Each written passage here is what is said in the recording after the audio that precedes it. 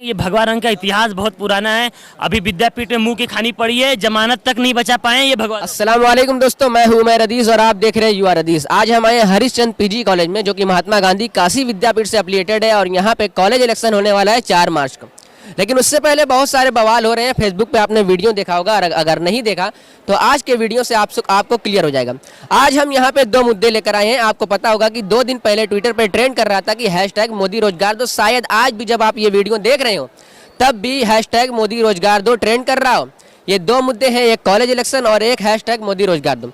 सबसे पहले हैशटैग मोदी रोजगार दो पे आते हैं कि सर जी, आपको पता होगा कि 5 साल पहले का अगर आप नरेंद्र मोदी जी का वीडियो देखेंगे तो उन्होंने कहा था कि 1 करोड़ रोजगार देंगे। आज क्या हाल है, रिजल्ट क्या है?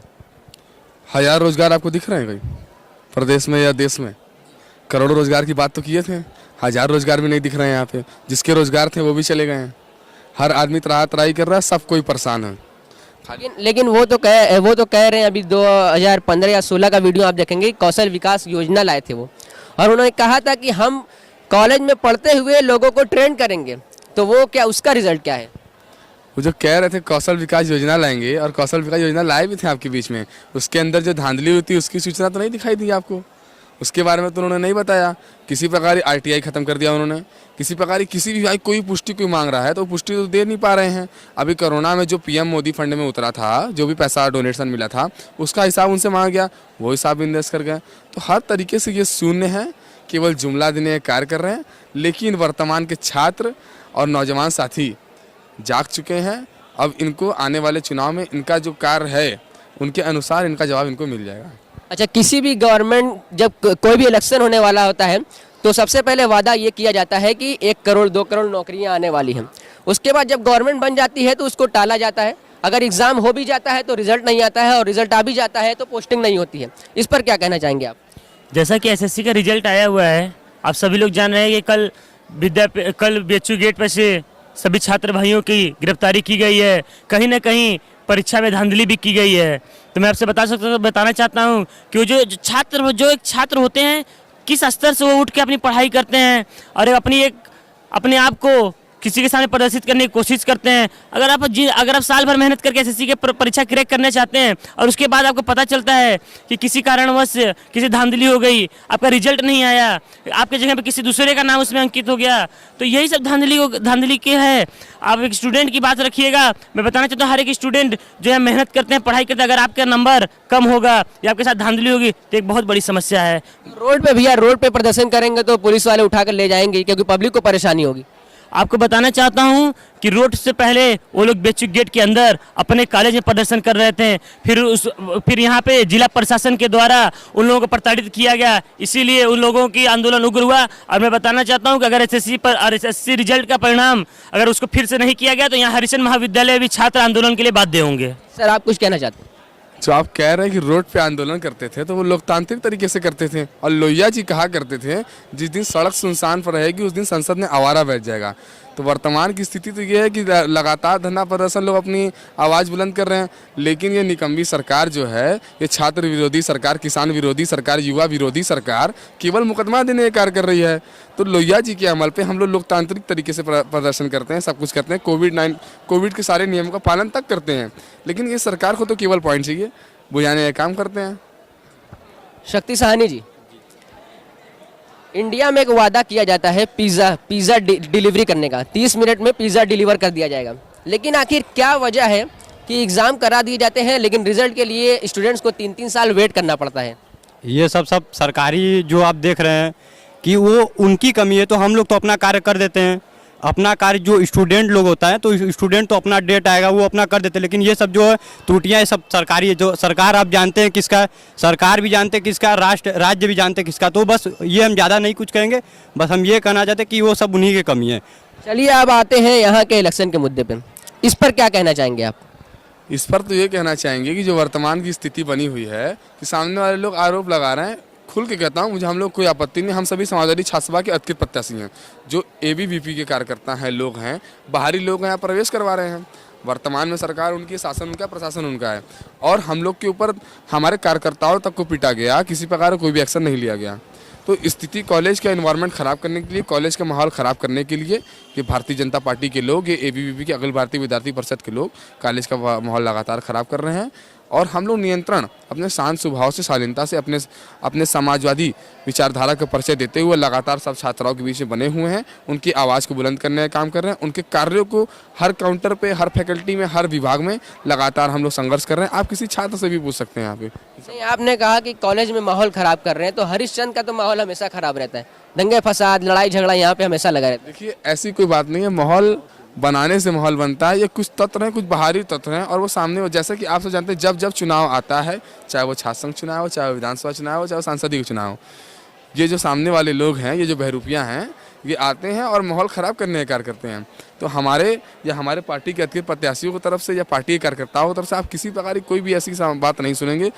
लोग आते हैं यहाँ के, आप किसी भी यहाँ चयन कर सकते हैं। जितने लोग प्रचार कर रहे हैं, यहाँ के वोटर हैं, यहाँ के स्टूडेंट हैं, यहाँ के छात्र हैं, और कोई बाहरी किसी प्रकार का कोई भी आदमी यहाँ के प्रचार नहीं करता है। और आप अभी वर्तमान समय में एनालाइज कर लीजिए, आप देख लीजिए सामने वाले के लोगों को, टोटल बाहरी लोग आके यहाँ खड़े हुए हैं। आप देख रहे हैं कॉलेज का माहौल किस तरीके का है। तो हम लोग लगातार लोहिया जी को मानने वाले लोग हैं, डॉक्टर भीमराव अम्बेडकर जी को पूजने वाले लोग हैं, कानून संविधान को मानने वाले लोग हैं। तो हम लोग लगातार संयम से अपने तरीके से कार्य कर रहे हैं, अपना प्रचार प्रसार कर रहे हैं। नितिन जी, मैंने फेसबुक पे एक वीडियो देखा जिसमें ये कहा जा रहा था कि हर्षिता जी जो हैं वो फर्जी तरीके से नामांकन अपना कर दी हैं, या फिर जो भी मामला हो, वीडियो से मुझे क्लियर नहीं हुआ, आप ज़रा बताएंगे? देखिए, मैं बताना चाहता हूँ मीडिया के माध्यम से कि जैसे आपका एक साल में कितनी बार जन्मदिन मनाते हैं आप? तो एक ही बार मनाते हैं। वो इसके पहले जो नामांकन की थी, उनका नामांकन रद्द हो गया था। वो उस समय 96 उनका डेट ऑफ बर्थ था, और इस समय जो नामांकन की उसमें 97 था। तो वो अपने रिजल्ट को जलाने का कार्य भी की थी। तो मैं उनको बताना चाहता हूँ कि साल में सबका एक ही बार बर्थडे मनता है, यहाँ पे जितने सबका एक साल में तो 2 बार जो मनाती हैं। और ये प्रशासन और ये यहाँ के महाविद्यालय की कमी है कि ये वो लोग ABVP के हैं, वो लोग भाजपा से संपर्क में रहते हैं, तो उन लोग की बातों को सर्वप्रथम माना जाता है। चाहे आप लाख यहाँ पे जितने लोग आ जाएं, चाहे कोई आ जाए, उन लोग की बातों को कोई काट नहीं सकता है। ऐसा तो इस समय इस माहौल, यहाँ पे माहौल ऐसा चल रहा है।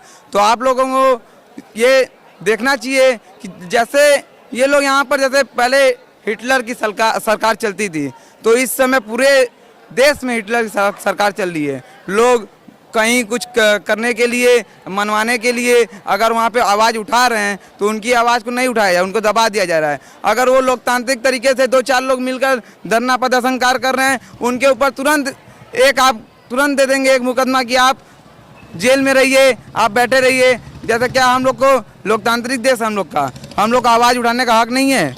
सबको हक है यहाँ पर आवाज़ उठाने का। इस समय पूरी सरकार, शासन प्रशासन, पूरी एकदम व्यवस्था एकदम बिगड़ गई है। आप लोगों को दयनीय स्थिति हो जाएगी आने वाले समय में। अगर ये सरकार नहीं बदली तो हमारे पूरे भारत का आने वाले समय में बहुत दयनीय स्थिति हो जाएगी।